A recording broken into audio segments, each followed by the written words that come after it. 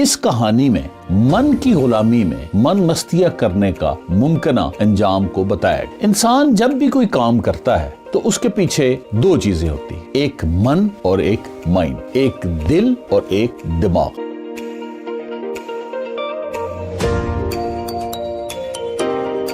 آج آپ کو عاشق شیر کی کہانی سنانی ہے جو تاریخ عالم کی دلچسپ حکایات محمد عارف جان کی کتاب سے لی گئی۔ ایک دفعہ کا ذکر ہے کہ ایک شیر باغ میں سیر کر رہا تھا تو اس نے وہاں پہ ذمہ دار کی خوبصورت بیٹی کو دیکھ لیا۔ شیر نے جب اس کو دیکھا تو اس کی خوبصورتی اور نازک اداؤں پہ فدا ہو گیا اور اس نے کہا کہ اگر اس سے میری شادی نہیں ہوتی تو میں زندہ نہیں رہوں گا۔ شیر اسی دن ذمہ دار کے گھر چلا گیا اور اس کو کہا کہ میں تمہاری بیٹی سے شادی کرنا چاہتا ہوں۔ ذمہ دار بڑا پریشان ہوا اندر ہی اندر، اور اتنی نامعقول بات پہ وہ اندر سے نالا بھی تھا، لیکن اس کو پتا تھا کہ اگر میں نے کچھ چونچ راں کی تو یہ تو مجھے چیر پھاڑ دے گا۔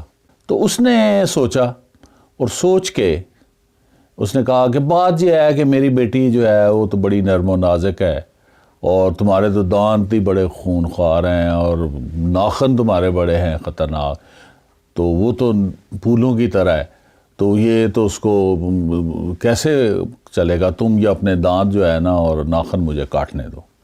شیر کے سر پہ عشق کا بھوت سوار تھا۔ شیر نے کہا ٹھیک ہے آپ دانت کاٹ لیں۔ وہ آیا، اس نے ایک ایک کر کے سارے دانت نکال دیے، اس کے بعد ناخن وغیرہ بھی کاٹ دی۔ جب کاٹ لیے اب ذمہ دار کو سمجھ آ گئی کہ اب یہ میرا کچھ نہیں کر سکتا، اس کی جو پاور ہے وہ اب ختم ہو چکی۔ اس کو کہا کہ بھئی بات سنو، یہ شیر جو ہے نا وہ شیرنی سے شادی کرتا ہے اور انسان انسانوں سے کرتے ہیں، تو تم چلو ذرا، اب وہاں میرا گدھا بندھا ہوا ہے تو ادھر میں تمہیں باندھتا ہوں۔ گدھا اس کا بیمار تھا تو اس کو خیال آیا کہ یہ شیر بھی تو شیر سے بھی کام لیا جا سکتا ہے، تو وہ اپنا سامان وغیرہ شیر پہ رکھتا تھا اور لے کے جانا شروع کر دیا۔ اس نے اس کو گدھے کے طور پہ استعمال کرنا شروع کیا اور گدھے کے ساتھ باندھ دیتا تھا۔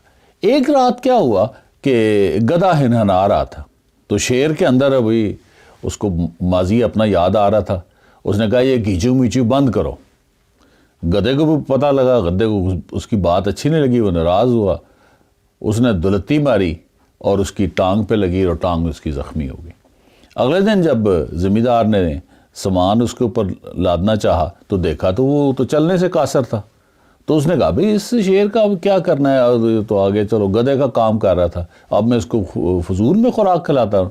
اس نے ایک ڈنڈا پکڑا اور زور سے اس کے سر میں مارا اور اس کا بیجا جو ہے باہر نکل گیا اور شیر تڑپتا تڑپتا مر گیا۔ یہ تھی جی کہانی۔ اب آتے ہیں اس کے میسج کی طرف۔ اس کا میسج آج کے دور کے لیے بہت ہی مفید ہے۔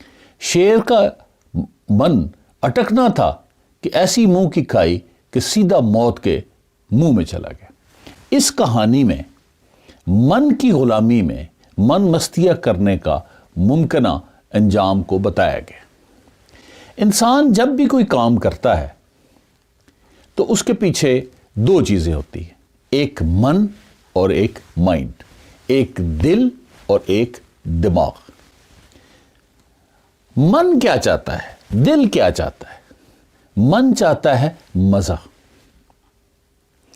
مزید سے مزید مزہ، اور منٹوں میں، ابھی حال میں۔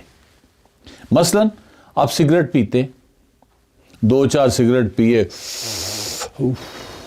مزے آ گئے، ٹھیک ہے۔ اگلے دن آپ 2-4 سگریٹوں سے مزہ نہیں آئے گا، اگلے دن 4-6 سگریٹ پینے پڑیں گے، پھر ایسے پھر آدھی ڈبی سگریٹ پینی پڑے گی، پھر پوری ڈبی سگریٹ کی پینی پڑے گی، اور پھر چین سموکر بن جائے گی، اور من مانگتا رہے گا مور اینڈ مور، اور لاؤ، اور کرو، مزید کرو، بالآخر پھیپھڑے برباد کر کے منو مٹی تلے دبا کے چھوڑے گا۔ دوسری مثال لے لیتے ہیں، پب جی۔ شروع میں کھیلیں گے، 15 منٹ کھیلتے ہیں، اگلے دن پھر 15 منٹ سے نہیں مزہ آئے گا، من کہے گا اب آدھا گھنٹہ کھیلنی شروع، نہ جی نہیں، آپ 1 گھنٹہ شروع کیا، نہ جی نہیں، اب پورا دن۔ اب جی لیول 2 ہو گیا، 5 ہو گیا، 10 لیول پہ پہنچ گیا، 11 20 30 40 50 60 70 اور لیول ختم ہی نہیں ہو رہے، بندہ ختم ہو جاتا ہے، وقت برباد، ہر چیز تباہ و برباد۔ آج کل کے دور میں ہمارے ارد گرد جتنی چیزیں ہیں وہ من کو ٹارگٹ کرتی ہیں۔ موبائل، کمپیوٹر کی گیمیں، ٹی سیریز کے گانے، ٹی وی کے ڈرامے، فاسٹ فوڈ کے کھانے، سب کے سب من کو لبھانے، من کو للچانے، من کو اکسانے پر لگے۔ وہ آپ کو ماموں بنا رہے ہیں اور مزے کے چکر میں انسان پھنستا چلا جاتا ہے، پھنستا چلا جاتا ہے، پھنستا چلا جاتا ہے، اور کئی مزے تو میانی صاحب پہنچا کے چھوڑتے ہیں۔ میانی صاحب قبرستان کا جو نام، چبرجی کے جو ساتھ، جس طرح کہتے ہیں کہ تیز رفتاری سے آپ کسی بھی سڑک سے سیدھے قبرستان جا سکتے ہیں، یہی حال من کے مزے کا۔ من کے مزے لیں تو پھر ذمہ دار جنگل کے بادشاہ کو گدھا بنا لیتا ہے، اور جب گدھے کا کام بھی نہیں کرتا تو ڈنڈے مار مار کے مار دیتا ہے۔ من کو کنٹرول کرنے کا طریقہ یہ ہے کہ مائنڈ کو بیچ میں لیں۔ شوگر کا مریض ہے، مٹھائی کھانے کو دل کر رہا ہے، اگر مائنڈ کو انوالو کریں تو مائنڈ کہے گا کہ شوگر بڑھ جائے گی، گردے خراب ہو جائیں گے، تو ڈائلائسس کروانا پڑے گا۔ ڈائلائسس مشین کا جو ہی ذہن میں آتا ہے، مٹھائی کھائے بغیر ہی من جو ہے بڑھ جاتا ہے۔ یاد رکھیں، جب مائنڈ آتا ہے تو من بھاگ جاتا ہے، جیسے روشنی ہوتی ہے تو اندھیرا بھاگ جاتا ہے۔ تیسری چیز جو ہے وہ یہ ہے کہ من صرف حال کو دیکھتا ہے، وہ کہتا ہے منٹوں میں حال، ماضی اور مستقبل کو بھول جاتا ہے۔ وہ مزہ لینے کے چکر میں ماضی میں نہیں جھانکتا کہ اس مزے نے کس کس کو برباد کیا، اور اس مزے کے بعد مستقبل میں میرے ساتھ کیا کیا ہو سکتا ہے۔ مثلا لڑکی پسند آئی، شیر کو آ سکتی ہے تو آپ کو کیوں نہیں؟ من کرے گا کہ اس کو دیکھیں، بار بار دیکھیں، باتیں کریں، باتیں کرتے ہی چلے جائیں، پھر آگے آگے ڈیش ڈیش ڈیش۔ مزہ صرف حال کو دیکھ رہا ہے۔ اب آپ مائنڈ کو بیچ میں انوالو کر رہے ہیں۔ مائنڈ جو ہے وہ ماضی کو دیکھے گا، وہ دیکھے گا کہ زید لائق لڑکا تھا، لڑکی کے عشق میں ایسا غرق ہوا کہ اس کے بعد پڑھائی ختم اور تباہی شروع۔ مائنڈ مستقبل بھی دیکھتا ہے۔ کیسے؟ وہ کہتا ہے کہ اگر اس لڑکی سے میرا چکر چلتا ہے تو لوگوں کو پتہ چل جائے گا، بدنامی ہوگی، مذہب اس کے خلاف ہے، معاشرہ اس کے خلاف ہے، ڈیڈی کو پتہ چل گیا تو ناراض ہوں گے، اور لڑکی کے بھائیوں کو پتہ چل گیا تو وہ مار کٹائی ہوگی۔